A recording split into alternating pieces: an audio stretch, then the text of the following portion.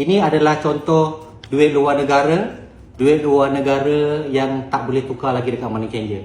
Yang macam mana kita beli? Tak semua yang kita beli, ada setengah yang kita beli. Jadi dekat sini saya tunjukkan contoh. Okey. Ini adalah mata wang dari Swiss. Jadi macam ni kita belilah. Okey, so dia ada nilai 150, 20, 10 dan 5. So yang ni pula adalah contoh duit euro. Okey, duit US kita tengok dekat sini ada nilai $1, $5, 10, 100. Okey, ni pula adalah contoh duit pound sterling. Ini duit UK lah yang gunakan di England. Bukan di Singapore. Okey, yang macam ni dah tak laku macam ni dah tak terima lagi, boleh bawa ke kita lah. Okey, ada $50 juga. Brunei pun kita beli juga. Okey. So ni di Brunei. Yang ni adalah duit Thailand. Okey, duit Thailand. Okey, ini adalah contoh duit Saudi. Duit Saudi, Saudi Arabia.